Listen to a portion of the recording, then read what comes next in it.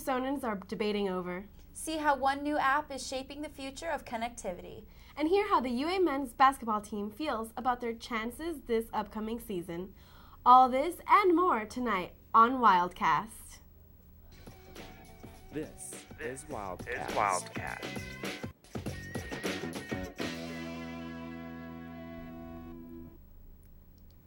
Welcome to Wildcast. I'm Sarina Nafarrate. And I'm Danielle Carpenter. Thanks for joining us tonight. City Council is finally prepared to address something that has been on the minds of Tucson community for over 10 years. Wildcast reporter Max Efren has the details on this downtown debate. The Ronstadt Transit Center is being considered for redevelopment. Since first discussing the idea in 2003, Tucson City Council has been waiting for the right time to tackle the issue.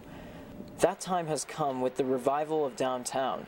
Developers and new businesses are starting to invest again in the city's future, and foot traffic is hitting unprecedented levels. The center sits smack dab in the middle of downtown, cornering 6th Avenue and Congress. Tucsonans have complained that such a prime piece of real estate is being underutilized and requires the city's attention. There appears to be three main different views involved in this discussion. One that says, leave the transit center as it is, don't move a brick. Another wants to see the center moved out of downtown. And the third believes that Ronstadt simply needs some moderate improvements. Margot Susko's business, Hydra, is just right across the street from Ronstadt. After 19 years of operation in that location, she says she is ready to see a change in the transit center. Most of the people I know that take the bus are thrilled about the Ronstadt Center getting a little facelift. And if we can do that in a combination where, again, we can get better use of the space and mixed-use retail, as a retail business myself, I would be thrilled to have that across the street. Members of the Tucson Bus Riders Union, on the other hand, are content with what the transit center has to offer. We feel like if it's not broke, don't fix it. There's a lot of people that feel that it should be redeveloped and that there should be retail and stuff like that there. But we believe that it's a public space and that rich people shouldn't get richer off of it. The option of relocating the transit center has been nixed by the City Council as of right now, but there are still some reservations by members such as Paul Cunningham on how the next steps towards making a decision on this matter should be taken. Right now, I think we should walk away, reassess, and let the process happen organically, where folks kind of dialogue about it a little more offline, and maybe we can come back to the table in a few months and get something that's good. City Council member Steve Kozachik instead believes the city should move forward right now by at least seeing what developers can bring to the table. There's no reason that we have to wait for more information. We just spent almost 8 months gathering information. The City Council is expected to reconvene on this matter in January. If a consensus is reached to continue the redevelopment plans, the city will be reaching out to developers at that time. Reporting for Wildcast, I'm Max Efren. The federal government has shut down indefinitely after failing to reach an agreement on budget issues. An estimated 80,000 workers are being furloughed. Only employees considered essential will continue to work through the shutdown, including air traffic controllers, the Border Patrol, and disaster services, among others. National parks and museums are also taking a hit, with all being shut down immediately. Here in Tucson, Saguaro National Monument has been closed off to visitors. Sabino Canyon, a part of the Coronado National Forest, will continue to allow visitors. However, bathrooms, visitor centers, and administration will be unavailable due to the park's closure. With a police force that requires officers to be responsible for as many as 500 students per enforcer, crimes can often be difficult to prevent on campus. But the UAPD is working harder than ever to make the UA safe. Wildcast reporter Cameron Moon has the story. There are more than 38,000 students on the University of Arizona campus and only 80 officers working in the University Police Department, making it difficult to keep a growing campus safe.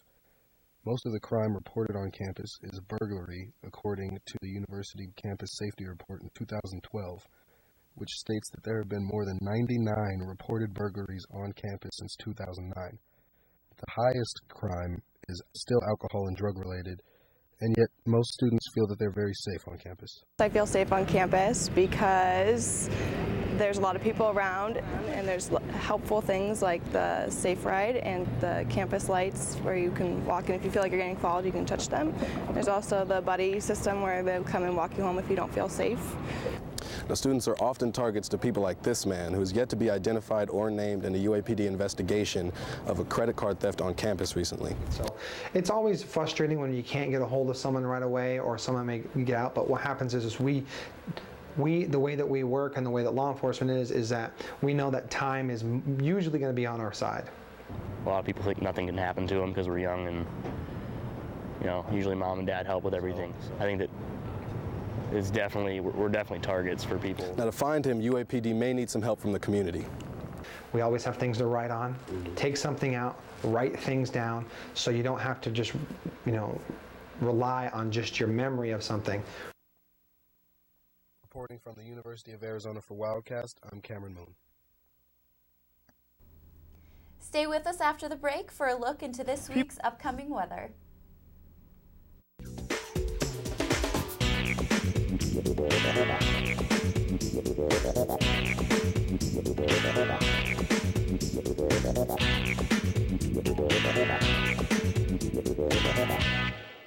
People may tune out someone they see on a median trying to sell newspapers. Those extra few hours of having to swipe your CAT card to get in at night might be keeping non-U of A students out of the library. And while some are traveling to Mexico for cheaper gas, others are forced to pay those high prices at the pump. Students and parents are always invited to come cheer on the Wildcats. We'll see you back here next week for another edition of Wildcast.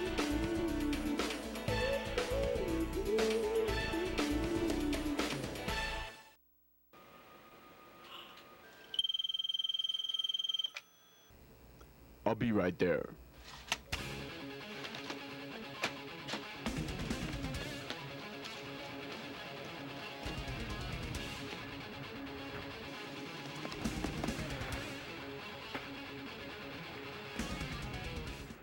Thanks, cameraman. You're my hero.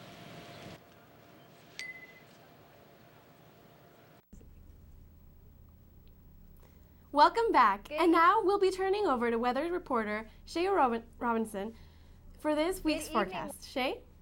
Good evening, Wildcats. We are welcoming fall here in Tucson with a high of 92 today. I don't know about you, but I'm happy to say goodbye to those triple digits. A high pressure system to the south of us will keep daytime highs in the lower 90s for the next couple of days. Expect a cool down later this week due to a cold front to the north, which will pass us on Thursday, bringing high temps down to the mid to upper 80s for this weekend. As a consequence, this front will bring gusty winds up to 20 miles per hour on Thursday as it moves in. Low temperatures this week will be a bit chilly, especially on Friday with a low of 56 degrees. Clear skies are forecasted this week as well as mostly sunny skies. That is all I have for you, Wildcats, and have a wonderful week. Thank you, Shay. We've all had those days when school is dragging us down and all we need is a good laugh. Wildcast reporter Rihanna Sorensen has an inside look at how the Charles Darwin experience aims to help students get that reprieve.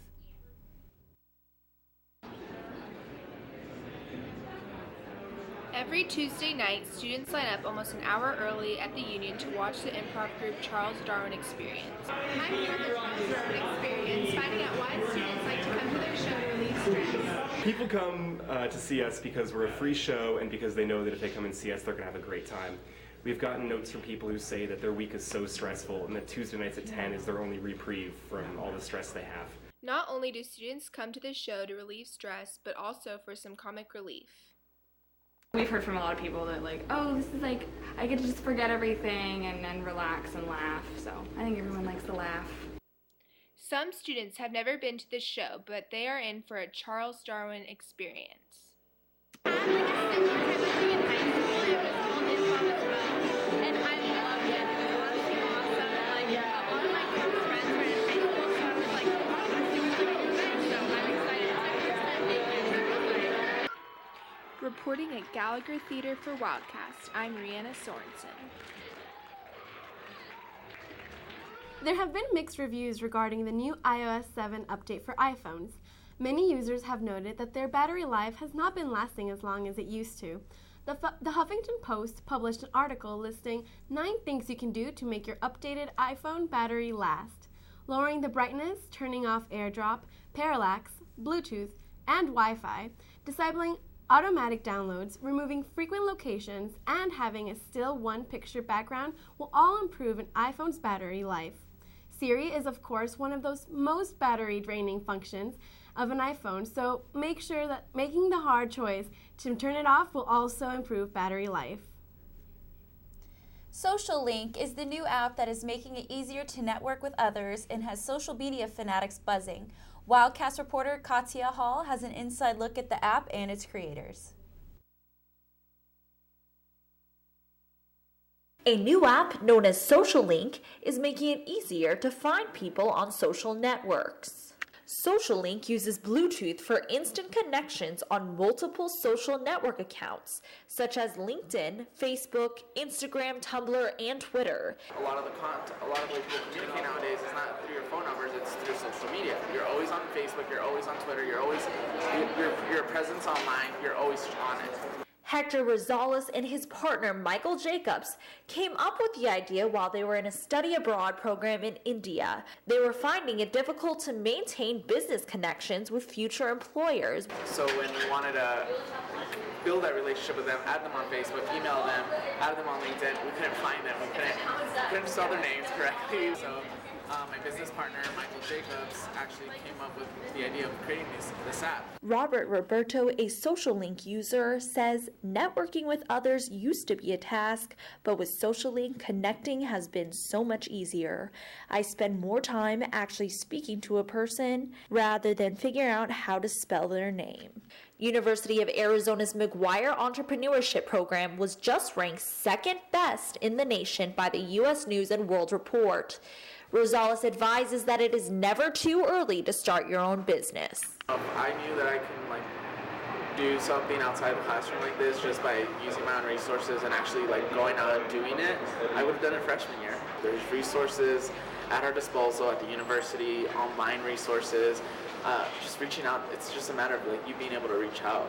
This app is free and allows the user to choose which social networks they want their new social linky to look at. Hey guys, I'm here with Hector and he's going to show me how to use this awesome new app, okay? So you do a one-time sign-in to all your social media accounts. I've already logged into Twitter, Facebook, and LinkedIn. You can press next. Say 2 people have the application, they're able to use the link function. It finds them via Bluetooth. Once the phone finds the other phone, it pairs the devices, and then you're able to choose which ones you want to add the other person on, and then it sends respective friend requests and follows. It sounds like it would probably simplify the whole networking experience. Reporting for Wildcast, I'm Katya Hall. It is absolutely amazing to me how many different ways there are to be socially connected now. I know, there's no excuse for anyone anymore. You can be connected. Absolutely. After the break, hear about how the UA basketball team is shaping up this season. Hi, it's David Hasselhoff, the Hoff. Get Hoff with UA TV. Stay tuned. Don't change the dial.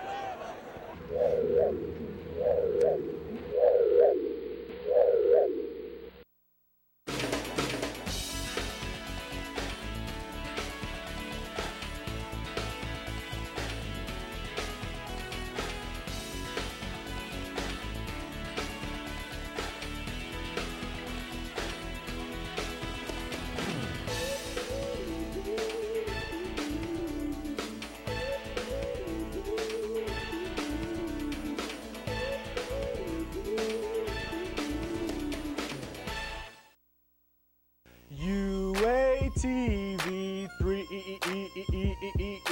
UATV 3 When I turn on the TV, I turn it to channel 3, cause they got all the greatest shows that I've been waiting to see. It's entertaining to me, cause it's pertaining to me and all the other Wildcats in the student body. We're broadcasting live to all the residence halls, so all y'all's in the halls, turn your TVs on to channel 3 for Sheezy, so you can see me and all the other happy people down at UATV 3. Welcome back. The 1997 U of A National Championship men's basketball team was recently reunited for a charitable cause on their 16-year reunion. Co-hosted by the Primavera Foundation and the Blair Charity Group, this celebration raised over $35,000 to help benefit those stricken by poverty in Tucson. Previous basketball coach Lute Olson made his appearance along with ex-players Miles Simon and A.J. Bramlett. A showing of the 84-79 overtime victory against Kentucky rallied spirits and opened wallets, making the charity bidding a huge success. During the 2010-2011 season, the U of A basketball team made it to the Elite Eight. Reporters Rihanna Sorensen and Amanda Lennon talked to the players to see if they think they can take it even further this upcoming season. At U of A Media Day, Coach Miller expressed high hopes for the incoming freshmen as well as the season. Miller stated that Gordon earned his place and the right for people to talk about him. I play very hard. I'm very versatile. A lot of people don't see the versatility in my game. They don't see a lot of the little things that I do on the court that make a big difference. Being in the right place on defense, my second jump, being able to jump the first time, come back down, plant, jump back up quicker than everybody else. So it's just little things that people wouldn't normally see that I can do. Coach Miller expressed that Brandon Ashley has progressed as a player and is more productive than he was last year. Like Miller, Nick Johnson also looks forward to what the incoming freshman will bring to the team. The biggest thing we can expect is an impact on defense. I mean, with Rondé and Aaron, they're so tall, long, and athletic that's one of the things that they can really impact right away as far as steals, block shots, and just all on-ball defending, as well as some highlights. I'm Amanda Lennon. And I'm Rihanna Sorensen, reporting to you from UATV. And now we'll be turning over to sports reporter Chelsea Moe for this week's Sports Rundown. Chelsea? Hi, Wildcats. In a 3-0 loss against California, Candace Nicholson, a women's volleyball player, wound up on top by setting a new U of A record. This last Friday, she made the new record of 1,298 digs. Exciting news in football with Kadeem Carey, who has been named the College Football All-Purpose Performer of the Week. Kadeem Carey ran for 132 yards on 30 carries with 1 touchdown in Arizona's 31-13 loss at Washington State on Saturday. The Wildcats will play at USC on October 10th at 7:30 p.m. That's all for sports, guys. Back to you. Thanks, Chelsea. As always, thanks for tuning in to Wildcast. You can watch us anytime online at uatv.arizona.edu or on our YouTube channel, UATV-CH3. We'll see you next week for another edition of Wildcast.